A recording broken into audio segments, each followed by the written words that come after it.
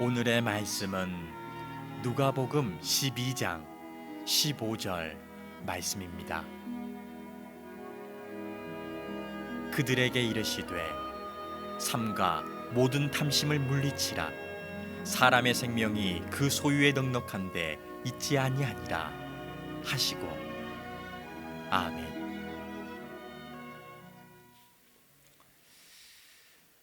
짐 콜린스의 유명한 책이죠. 성공하는 기업들의 8가지 습관이라는 책에 보면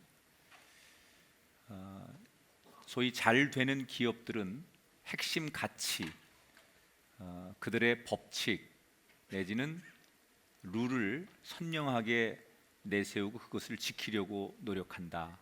그러면서 이 책에서 한 예를 이렇게 소개합니다.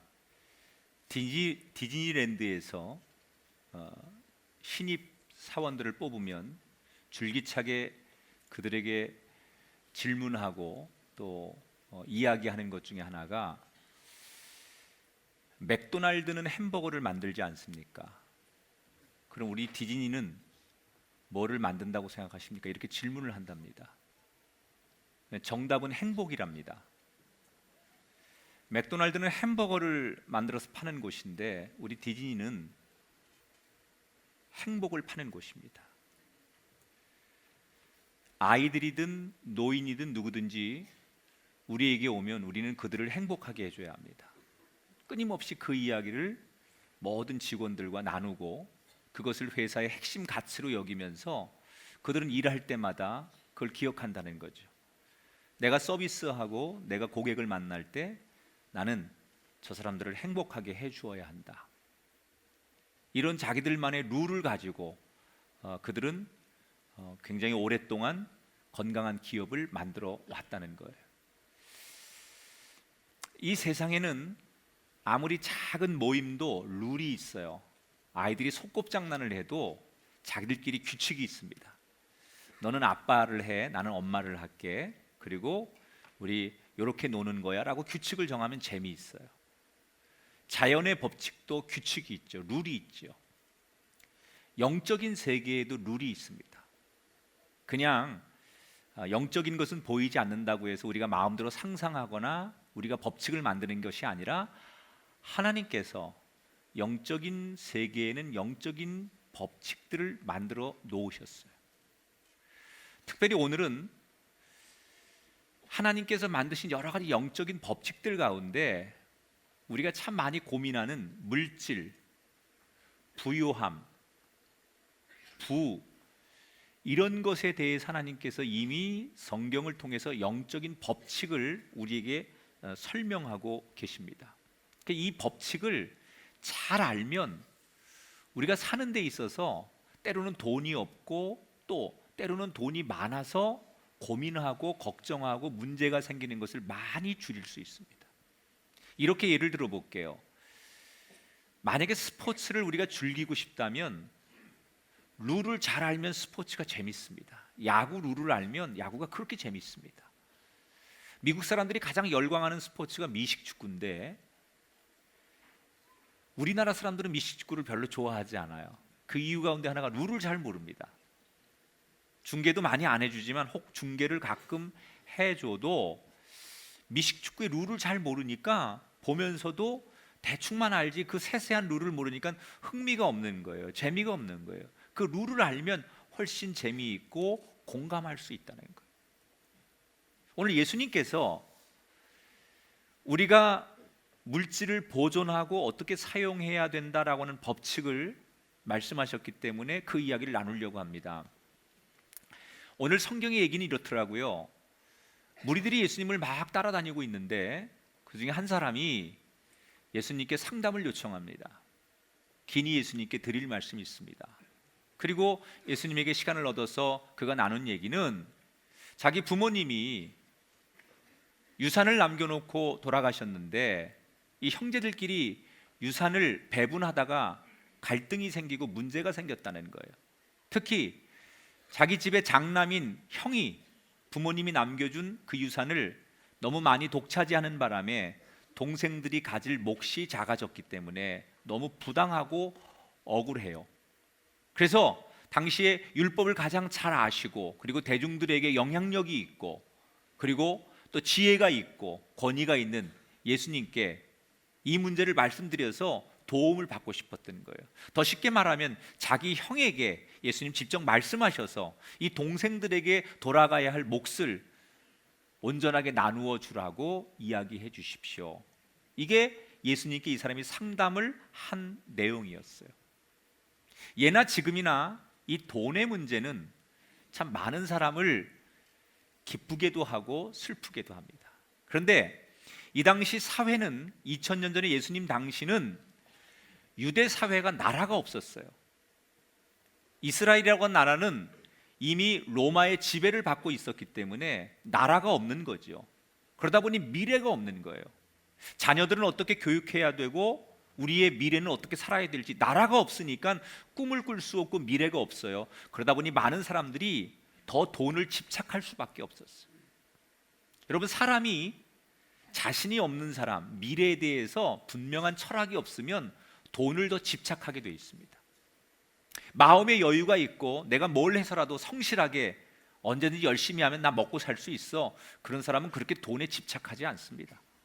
그런데 그 미래가 불분명하거나 내가 실력이 좀 안 된다고 생각하거나 능력이 없다고 생각하면 지금 내가 돈을 소유하지 않고는 내 미래를 행복하게 살 수 없다고 생각해서 사람들이 돈에 집착하게 되죠. 아마도 예수님 당시에 이 사람도 돈에 대해서는 굉장히 세법이 밝았던 것 같고, 이 돈에 대한 문제에서는 형제와 많은 사람끼리 갈등이 있었고 양보하지 않는 그런 분위기였다는 것을 읽을 수 있습니다.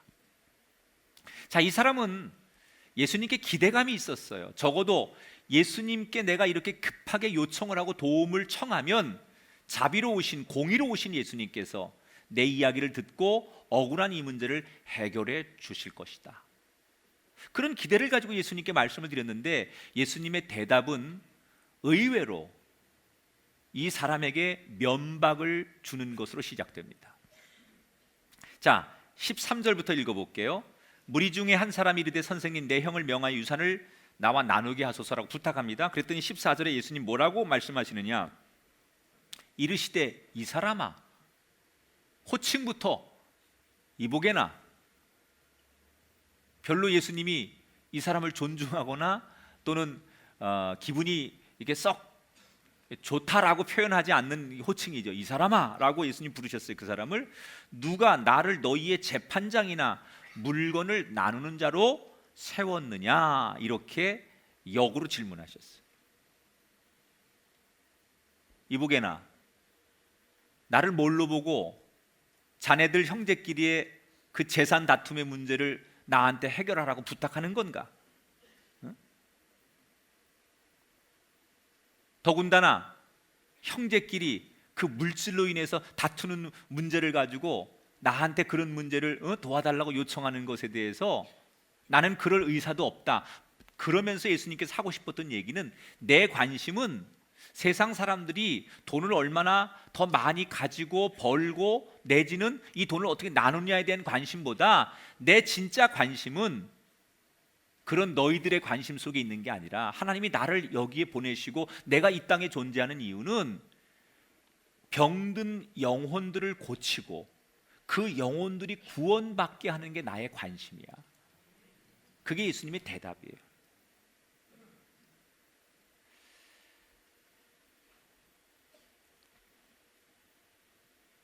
거절하시는 거죠. 그러면서 예수님께서 이 사람에게 너희 두 형제 둘 다 욕심을 버려, 그렇게 말씀하셨어요. 아주 직설적으로.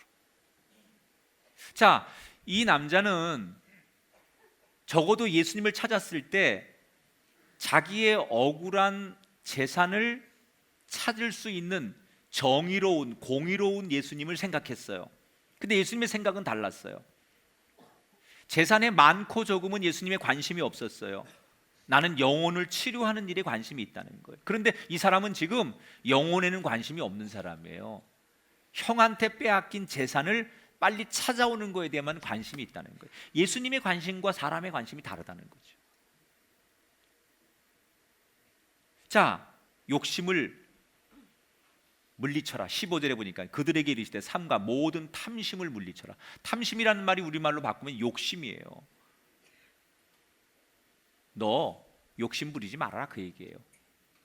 예수님께서 왜 이 대목에서 억울하다라고 항변하는 이 사람에게 욕심 부리지 말아라 이렇게 단언하셨을까? 성경에 설명은 안 해요. 근데 제가 성경을 묵상하면서 아마도 이런 상황이기 때문에 예수님께서 욕심을 부리지 말라고 얘기하셨을 거다. 저는 세 가지 이유가 있다고 생각해요. 첫째, 부모님한테 유산을 물려받는 것은 사실은 자기의 노력으로 받는 게 아니라 공짜로 받는 거죠. 그렇잖아요. 그게 유산이잖아요. 그러니까 나는 아무것도 한 게 없는데 부모님이 열심히 노력하고 안 쓰고 잘 벌어가지고 그게 얼마가 됐든 간에 자식에게 물려주는 건 그건 행운이죠. 축복이죠. 그러면 많고 적음을 떠나서 내 노력이 아닌 부모님으로부터 그냥 공짜로 물려받으면 그거 감사해야 된다는 거예요. 그런데 지금 이 사람에겐 그런 감사가 근본적으로 없어요. 물론 이 동생이 말하는 형도 동생의 말에 의하면 굉장히 탐욕스러운 사람인 것 같지만 동생도 그에 못지않게 기본적으로 감사가 없는 거예요. 욕심만 있는 거예요. 두 번째, 여러분 이 당시에 부모가 유산만 물려주는 부모가 있는 게 아니라 빚을 물려주는 부모도 많았어요. 그러면 부모가 남겨놓고 간 빚을 자식들이 떠안고 가족들이 떠안는 경우도 허다했단 말이에요. 아니, 빚만 안 물려받았어도 땡큐예요. 그런데 지금 빚이 아니라 얼마인지는 모르지만 형보다는 적지만 부모가 유산을 물려줬다는 것은 다른 사람들에 비하면 정말 무조건 감사해야 돼요. 그런데 그 감사가 안 보인다는 거예요. 세 번째, 성경을 쭉 이렇게 전후 사정을 이야기를 깊이 보니까 이 형제가 먹고 살만한 사람들이에요.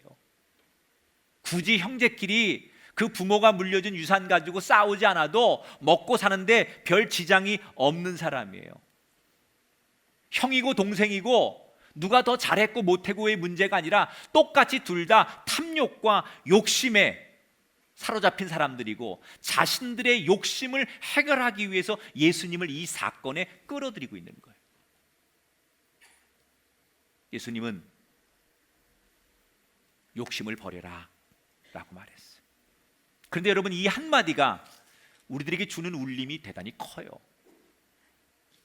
우리가 살면서 이 탐심이라고 하는 것, 욕심이라고 하는 것을 어떻게 조절하느냐가 우리의 인생의 행복과 불행을 결정하게 돼요.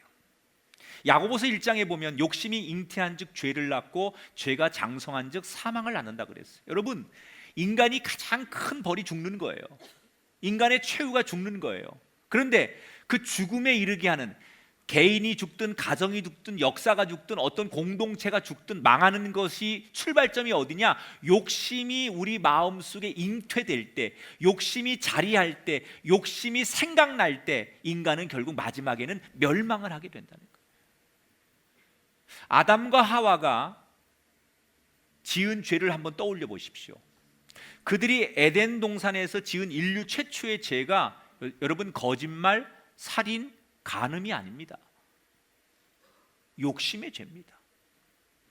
하나님이 이 세상을 창조하시고 에덴 동산에 많은 것을 다 너희들 마음대로 해라, 다 누려라, 수천 가지, 수만 가지, 수십만 가지 너희들이 하고 싶은 거 다 누려라 이렇게 허락을 하셨어요. 그리고 축복을 주셨어요. 그런데 단 한 가지를 명령하시죠. 선과 악을 알게 하는 저 나무만큼은 욕심내지 말아라, 금하셨죠. 그런데 다른 것 다 누리고 다른 것을 다 축복으로 받았음에도 불구하고 유독 욕심내지 말라고 한 그 한 가지를 욕심을 내기 시작해요. 성경에 뭐라고 나와요? 하와가 그 열매를 보니 탐스럽게 보였다. 탐이라는 게 뭐예요? 욕심이에요. 탐욕이에요.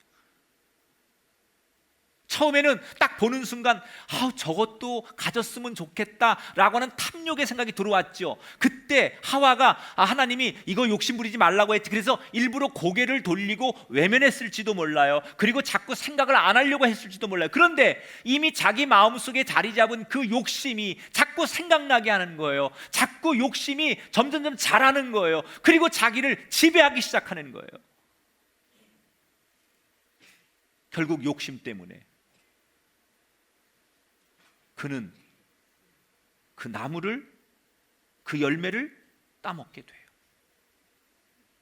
그래서 인류가 원죄를 가지고 죄인으로 살 수밖에 없는 불행이 시작되는 거예요.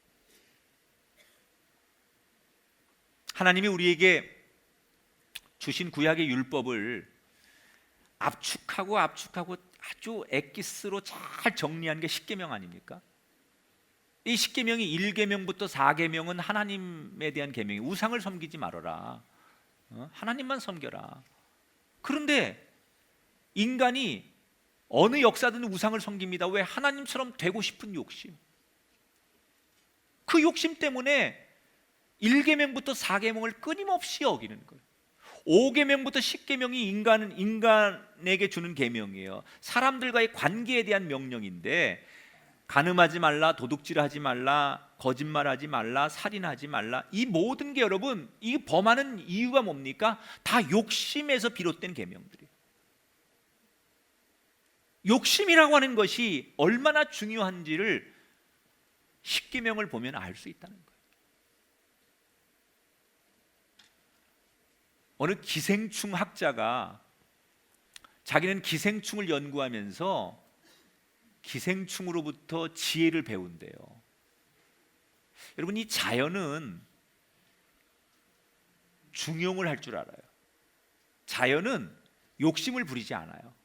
하늘이, 바다가 욕심을 부리지 않아요. 그냥 주어진 조건과 주어진 상황을 있는 그대로 받아들이고 소화하고 견뎌내는 게 자연이에요. 그래서 인간은 망해도 자연은 망하지 않아요. 욕심을 내지 않는 거예요, 여러분. 이 자연이 욕심내는 거 보셨어요? 그냥 있는 그대로 주어지는 조건들을 수용하고 견뎌내는 게 자연이기 때문에 자연은 계속 가는 거예요. 그런데 인간이 이 자연을 다스리고 만물의 영장이라고 하는 인간이 욕심을 부리는 거예요. 그 욕심 때문에 인간은 오히려 망하고 넘어지게 되더라는 거예요. 조금 전에 얘기한 그 기생충 학자가 그런 얘기를 하더라고요. 우리 몸에 있는 요충, 회충 뭐 이런 것들 보면 절대로 욕심을 안 부린대요. 만약에 우리 몸 안에 있는 그 기생충들이 우리를 지나치게 해치면, 그래서 건강이 나빠지면 인간들이 약을 먹어가지고 다 박멸을 하기 때문에 자기들이 멸망하니까 인간을 더 공격하지도 않는데요. 그리고 필요한 것만 잘 이렇게 받아서 먹으면서 생존을 한대요. 그래서 그분이 그 기생충학자가 책에다 그런 얘기를 썼더라고요. 뚱뚱한 사람은 있어도 뚱뚱한 기생충은 없다. 너무 멋있는 얘기예요. 탐욕을 부리지 않는다는 게 기생충. 그래서 자기는 그 기생충을 연구하면서 인간보다 훨씬 낫다. 너무 지나치게 그 욕심으로 살지 않으려고 하는 그들 속에서 우리 인간이 지혜를 배워야 한다. 그런 얘기를 하더라고요. 여러분, 우리가 그렇게 욕심을 내고 평생을 살아왔는데 만족이 없잖아요. 평생을 여러분 어릴 때부터 우리가 수학을 배워서 돈 계산하고 거스름돈 잘 받고 10원 하나도 손에 안 대게 되는 걸 그렇게 추구하고 살았지만 여러분 만족하십니까? 만족이 없잖아요. 온통 사람들이 인생을 사는 목적이 돈 버는 게 목적이 되었습니다. 그러면 그렇게 평생을 돈만 벌고 살았으면 이젠 됐어 라고 만족하셔야 되는데, 나는 어느 누구에게도 나는 이만큼 벌었으니까, 이만큼 열심히 살았으니까 만족해, 그런 사람 얘기를 들어보지 못했어요. 마치 우리 얘기 같아요. 15절에 보니까 사람의 생명이 그 소유에 넉넉한 데 있지 아니하다 그랬어요. 여러분, 아무리 많아도 만족하지 않잖아요. 근데 이게 유혹이라는 거예요. 유혹은 우리를 끝없이 목마르게 해요. 계속 너 만족하지 않잖아. 나보다 더 잘 버는 사람, 많이 가진 사람을 비교하기 위해서 끊임없이 내가 그 사람보다 열등하다고 생각하게 하는 게 유혹이에요. 근데 그 유혹을 떨쳐내는 방법은 구호를 외친다고 해서 철학적인 공부를 한다고 해서 되는 게 아니더라고요. 예수님 뭐라고 했느냐? 믿음으로 사는 자에게, 믿음으로 이기려고 하는 자에게, 믿음의 가치를 붙드는 자에게 그런 유혹을 이겨낼 수 있을 것이다. 그래서 찬송가 384장의 가사가 뭐예요? 믿음으로 사는 자는 하늘 위로 받겠네. 무슨 일을 만나든지 만사 형통하리라. 저와 여러분 모든 삶이 정말 예수님 믿는 믿음으로 이 세상의 비교와 유혹으로부터 이겨내는 건강한 영혼들이 되시길 주 이름으로 축원합니다. 자, 예수님께서 욕심을 버려라 라고 이 사람한테 얘기하시면서 예를 하나 들어주시는 거예요. 예화를. 한 부자가 있었대요. 부자라고 하는 말 속에 여러분 많은 걸 내포하는 거예요. 이미 가진 게 많은 사람이라는 얘기인데, 돈이 돈을 낳는다는 말이 있죠, 여러분. 이 자본주의 시대는 돈이 돈을 법니다. 대표적인 게 은행이에요. 은행은 돈을 가지고 빌려주고 또 돈을 예금하게 하고 송금하게 하고 뭐 그런 모든 것으로 돈을 벌어요. 돈이 돈을 벌게 하는 세상이에요. 가난한 사람이 돈을 버는 것보다 돈을 가진 사람이 돈을 버는 게 훨씬 쉽습니다. 그래서 돈이 돈을 벌고 부자가 돈을 더 많이 독식하게 되죠. 근데 이 사람이 굉장히 부자였어요. 2000년 전에 부자라는 것은 지금처럼 기업인이 아니고 농경 시대니까 농사를 많이 짓는 사람들이 부자입니다. 근데 이 사람이 땅이 엄청나게 많았나 봐요. 그리고 그 인부들을 많이 거느렸던 사람이었던 것 같아요.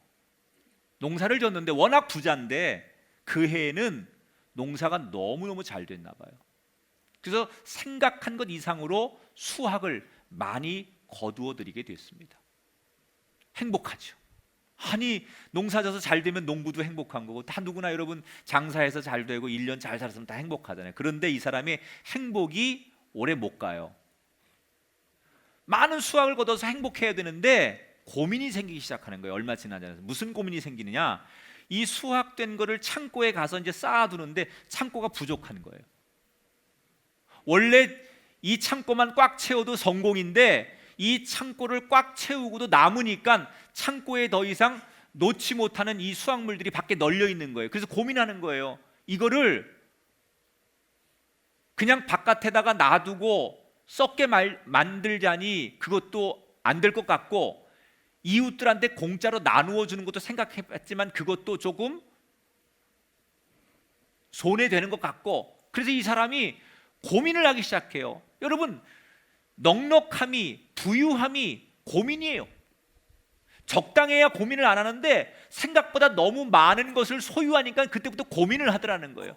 이 사람이 뭘 고민해요? 이 많은 걸 어떻게 관리할까? 이거 고민하는 거예요. 그러다가 무슨 결론에 도달하냐? 그래? 그러면 기존 창고 다 헐어버리고 더 큰 창고를 져가지고 다 갖다가 보관하면 되지. 그리고 기존의 창고도 튼튼하고 넓고 좋은데 더 많이 갖다 채우기 원하여 창고를 부수고 그리고 새로운 창고를 지었다는 거예요. 자, 이쯤에서 여러분에게 한번 물어볼게요. 지금 이 본문에 등장하는, 예화 속에 등장하는 이 부자가 잘못한 게 뭡니까? 수확이 넘쳐나서 좀 더 큰 창고를 짓겠다고 한 이것을 두고 과연 이 부자가 잘못했다라고 말할 수 있습니까? 이걸 현대 버전으로 바꾸면 여러분들이 식당을 하나 개업하셨어요. 그냥 있는 거 없는 거 다 이렇게 모아가지고 한 30평짜리 조그만 식당을 하나 개업하셨어요. 그런데 이게 대박 난 거야.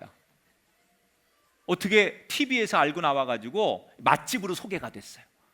그래가지고 SNS에 뭐 사람들이 막 사진을 찍어서 올리고 그 막 후기를 올리고 막 그래가지고 이게 삽시간에 퍼져가지고 전국적으로 맛집이 된 거야. 그래서 막 사람들이 하루 종일 복적대고 나중에는 대기표 받고 서 있고 줄을 100m씩 서 있는 거야. 아멘 좀 해요. 여러분한테 그런 일이 일어나라고 하는 얘기예요. 생각지도 않은 거야. 그래서 하루에 수익이 1,000만 원씩 생겨요. 1,000만 원. 이 한 달이면 3억이야. 소위 대박이 난 거예요. 대박이. 야, 이렇게 잘 될 줄 몰랐어요. 그런데 너무너무 잘 되는 거예요. 그런데 사람들이 막 100m씩 줄 서 있고 막 그냥 우리 집 가게 때문에 막 교통이 혼잡이고 사람들이 막 와서 사진 찍고 막 외국에서도 오고 난리가 난 거예요, 이게요. 그러니까 어느 날 여러분이 생각하는 거예요. 야, 저렇게 많은 사람들이 매일 줄 서 있고 하루 종일도 손님을 반도 못 받고 돌아간 사람이 그냥 그렇게 많은데 이거 가게를 2배로 3배로 늘리면 매출도 3배로 오를 수 있고 저 손님들도 저렇게 안 기다려도 되고, 그리고 고민을 하다가 장사가 잘 되니까 여러분들이 가게를 늘렸어요. 3배로. 그리고 잘 되는 거야. 그럼 그게 죄가 되냐 이거예요. 아니라고 흔들어 주세요. 아니지요. 그건 죄가 아니죠. 너무너무 잘 돼서 내가 가게를 늘렸다면 그게 죄가 될 수 없어요. 그러면 성경에서 말하는 이 비유에 등장하는 부자는 뭐가 잘못된 거냐? 자, 잘 보세요. 성경에서 예수님이 이 사람을 죄를 지었다거나 너는 불의한 사람이다라고 이야기를 한 적이 없어요. 따라합시다. 어리석은 자요. 하나님이 20절에 이 사람을 가리켜서 어리석은 자라고만 부르셨어요. 왜 어리석다고 했을까요? 죄인과 어리석은 건 다른 거죠. 조금 어리석은 것은 잘못 생각하고 있다는 거예요. 뭐를 잘못 생각하고 있느냐? 그렇게 많은 재물을 모으는 목적을 이 사람이 놓쳤다는 거예요.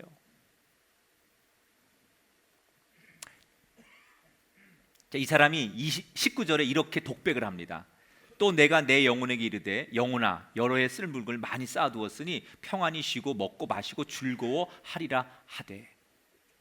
이 사람이 지금 독백을 하는 건데 자기 혼자 중얼거리는 건데 다 1인칭이에요.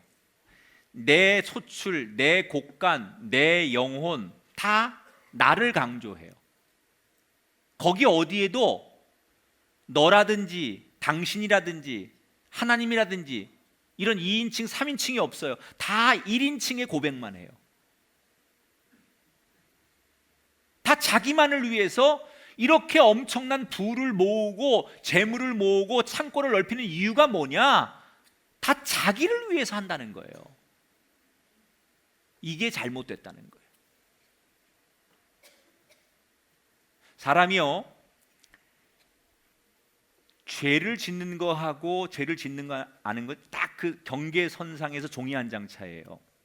내가 우리 여자분들이 집에서 홈쇼핑에서 필요 없는 걸 너무 많이 충동 구매로 구입하시는 분들 알아요. 근데 이게 어디까지가 죄고 어디까지가 죄가 아닌가 제가 얘기할게요. 필요한 걸 구매하는 건 죄가 아니에요. 예를 들면 내가 겨울 되니까 올해 겨울 잠바를 하나 사고 싶다. 그래서 오리털 잠바를 하나 구입했어요. 이 홈쇼핑 되게 싼 거야. 그래서 구입했어요. 그건 죄가 아니에요. 그런데 재작년에 내가 2개를 샀어요. 컬러가 하나는 블랙이고 하나는 빨간 거예요. 근데 올해는 유행이 화이트야. 내가 있는 게 2개가 있는데 올해 유행하는 게 화이트예요. 그러니까 남들 다 있고 모델들이 하얀색 입고 나오는데 하얀색이 너무 멋있어 보이는 거예요. 똑같은 제품인데 색깔이 다르다는 것 때문에 사고 싶어서 사면 그건 죄야. 거기서부터는 죄예요. 근데 내가 없어요. 나 이 오리털 잠바가 없어. 그래서 하나 정도 필요하기 때문에, 아니면 다 찢어지고 이게 오래돼가지고 더 이상 입을 수 없어요. 이게 무슨 보온성이 잘 안 돼요. 그래서 사야 되는 거라면 그건 죄가 아니라는 거예요. 필요에 의해서 내가 갖는 거는 죄가 아니지만 필요를 넘어서 그냥 내 갈망 때문에, 욕망 때문에, 내 욕심 때문에 더 갖는 건 거기서부터 죄가 된다는 거예요. 주로 남자들이 아멘 하시잖아요. 남편들이요, 내가 죄를 사하노라 용서해 주세요. 근데 제가 어느 그 학자의 책을 보니까 이 본문을 어떤 학자가 재미있게 주석을 했더라고요. 근데 저는 공감이 돼서 소개를 해드리는 건데, 비록 비유에 나오는 이 부자 얘기를 이 학자는 이렇게 봤더라고요. 이 사람의 잘못은 아마 이런 거였을 거다. 너무 큰 부자가 농사를 져가지고 농산물을 갖다가 창고에 갖다가 쌓아놓으니까 이게 유통이 안 되는 거예요. 가난한 사람 먹을 게 없는 거예요. 그러니까 채소값이고 곡식값이 오를 거 아니에요. 그럼 이 사람이 그때 곡식값이 오를 때 창고를 확 풀어가지고 그걸 팔아버리면 또 돈을 엄청나게 버는 거예요. 매점매석하는 거죠. 그러니까 이 사람의 지금 의도 속에는, 이 사람의 삶의 패턴 속에는 그 부를 가지고 가난한 사람들의 것을 착취하고 먹을 걸 가지고 그렇게 해서 사람들이 누려야 될 행복을 빼앗는 죄를 진다, 이렇게 분석하는 학자가 있더라고요. 사람의 욕심은 끝이 없어요. 요즘 우리가 중독 그러는데요, 현대인들이 가장 큰 중독은 알코올 중독이 아니에요. 도박 중독이 아니에요. 돈에 대한 중독이에요. 여러분, 중독이 뭐예요? 끊지 못하는 거 아니에요? 없으면 못 사는 거 아니에요? 그런데 현대인들이요, 필요하지 않은데도 더 가지려고 하는 것 중에 하나가 돈의 중독이에요. 사실은 우리가 하루 세 끼 먹는 거, 그리고 인간이 살아가는데 필요한 거, 그 필요라고 하는 기준점이 좀 다르긴 해도 우리가 상식선에서 인간이 누리고 살아가는 기본적인 필요가 이 정도면 사람이 사는데, 불편함은 있어도 사는데 큰 어려움이 없는 정도가 상식선에서 있어요. 그게 여러분이 받는 월급이에요. 누구나 다 그렇게 살아요. 그런데 우리는 그 정도면 살 수 있는데, 그게 필요한 건데 그거 이상을 더 가지려고 하고, 그거 이상 가진 사람하고 나를 비교하면서 나를 열등하게 생각하고 내가 갖지 못한 그런 초라한 사람으로 생각해서 그 돈을 가져야 하고, 돈을 벌어야 되고, 돈 때문에 헤어지고, 돈 때문에 버림받고, 돈 때문에 싸우고, 돈 때문에 갈등하는, 그게 뭐예요? 이미 우리가 돈에 중독됐다는 거예요. 무서운 거죠. 알게 모르게 많은 사람들이 이미 돈에 중독이 됐어요. 본문 속에 등장하는, 이 비유 속에 등장하는 부자도 넉넉함에도 불구하고 필요한 것 이상을 넘어서 자기의 욕망을 채우기 위해서 창고를 부시고 새로운 창고를 지었다는 거예요. 여러분, 성경에서는 돈을 많이 벌어서 부를 축적하는 것을 죄라고 규정하거나 잘못됐다고 말하지 않아요. 뭐가 어리석은 거예요? 자기만을 위해서, 육신만을 위해서 돈을 버는 것, 이것을 어리석다라고 말했어요. 그러면 여러분은 뭐 때문에 일하십니까? 뭐 때문에 장사하시고, 뭐 때문에 그렇게 돈을 열심히 모으고 계십니까? 이게 여러분에게 답이 돼야 돼요. 내가 돈을 버는 이유가 뭐냐? 지금 필요한 것, 꼭 필요한 것을 얻기 위해서 하는 건 죄가 되지 않아요. 그런데 그 필요한 걸 넘어서서 이 부자의 독백처럼 이제는 내 영혼을 위해서, 평생을, 내 자식들을 위해서 내가 걱정 없다. 세상에 아무리 불경기가 오고 정부에서 무슨 경제 정책을 어떻게 펴고 무슨 미국과 무역 전쟁이 어떻게 일어나도 나는 끄떡없다. 그런 고백으로 사는 것, 그것이 얼마나 어리석은지를 예수님이 얘기하는 거예요. 그러면 예수님이 바라는 어리석은 자가 되지 않는 게 뭐예요? 하나님의 영광을 위해 살라는 거예요. 고린도서 10장에 보니까 그런즉 너희가 먹든지 마시든지 무엇을 하든지 다 하나님의 영광을 위하여 하라. 여러분에게 없던 목적이 하나 생기게 되길 바랍니다. 내가 이렇게 열심히 일하고 내가 이것을 열심히 내가 모으고 또 이렇게 전진하는 이유가 하나님의 영광을 위하여입니다. 이 고백까지 한 걸음 더 성숙하게 전진하는 우리가 되기를 축복합니다. 예수님은 오늘 본문의 이 예화를 이렇게 결론을 맺습니다. 20절을 같이 읽어볼게요. 시작. 하나님은 이르시되 어리석은 자여 오늘 밤에 내 영혼을 도로 찾으리니 그러면 내 준비한 것이 누구의 것이 되겠느냐 하셨으니. 인간의 계획과 인간의 자기의 아젠다가 아무 의미가 없다는 거예요. 여러분이 아무리 거창한 미래를 꿈꾸고 내년을 계획하고 다음 달을 계획해도요, 그 인간의 야망과 인간의 완벽한 시나리오는 아무것도 아니라는 걸 말씀하는 거예요. 20절에 이 사람이 그렇게 참고 다져놓고 이제는 나는 끄떡없다 이러고 막 회심의 미소를 짓고 있을 때 뭐라고 얘기해요? 우리말로 말하면 오늘 밤 내가 잠이 들었는데 심장마비로 죽었다.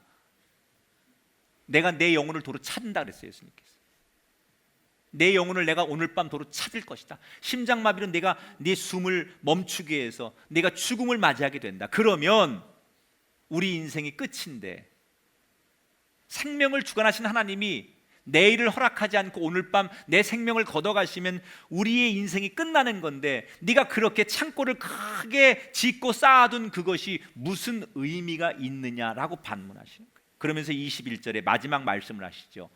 자기를 위하여 재물을 쌓아두고 하나님께 대하여 부유하지 못한 자가 이와 같으니라. 따라합시다. 하나님께 부유한 자가 되어야 합니다. 저는 이 말이 참 중요하다고 생각해요. 우리가 부유함에 대해서 그동안 사람에 대한 부유함, 사람의 평가에 대한 부유, 저 사람은 돈 많이 벌었어, 사업을 잘했어, 장사가 잘 돼, 집이 몇 채래, 빌딩도 있대. 그건 사람들이 평가하는 부유함이에요. 그 사람들이 평가하는 부유함이 과연 하나님의 평가에도 동일한 부유함이냐 아니라는 거죠. 오늘 말씀해 보니까 거꾸로 영적인 법칙에서는 하나님께 평가받을 때 정말 부유하구나 라는 평가를 받는 사람이 돼야 된다는 거예요. 세상적으로는 창고가 모자라서 갖다 쌓아두고도 남을 만큼 돈이 많은 이 사람인데 세상 사람 부자라는 거 다 압니다, 이 사람. 그런데 하나님은 그 사람을 부자라고 생각하지 않는다는 거예요.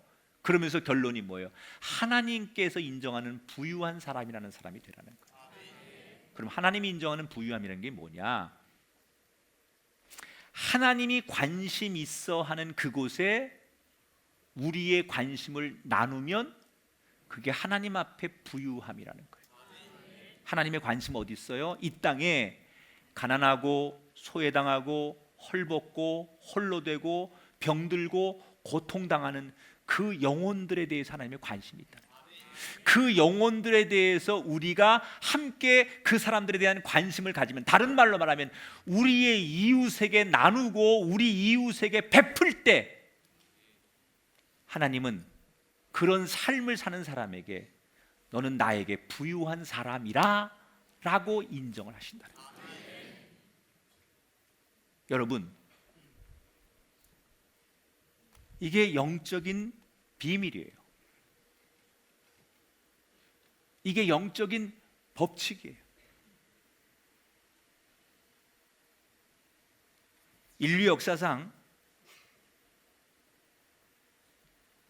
조그마한 나라들이 또는 아주 조그마한 유목민들이 전 세계를 벌벌 떨게 했던 역사들이 많습니다. 예를 들면 한 나라를 떨게 했던 흉노족이라든지 서로마를 멸망시켰던 그 훈족 아틸라, 아니면 징기스칸의 후계자 중에 하나였던 아미르 티무르. 이 아미르 티무르는 한 번도 전쟁에 패하지 않은 기록을 가진 장수예요. 징기스칸보다 더 큰 그 영토를 가졌던 사람이죠. 완전 인도를 점령하고 터키 앙카라까지 점령했던 사람이에요. 그런데 유목민에 불과했던 이 사람들이 전 세계를 벌벌 떨게 하고 거대한 영토를 가졌던 영웅이 되었는데 이 사람들의 공통적인 특징이 하나 있더라는 거예요. 그게 뭔지 아십니까? 건불 10년, 화무 11홍. 인간이 가지고 누리는 부귀영화가 오래 지속되지 못한다는 거예요. 한 세기가 지나기 전에 그렇게 엄청난 위력과 그들이 가지고 있는 부와 권력과 힘이 넘어가지 못하더라는 거예요. 왜 그랬느냐? 왜 이 사람들이 한 세대를 넘기지 못하느냐?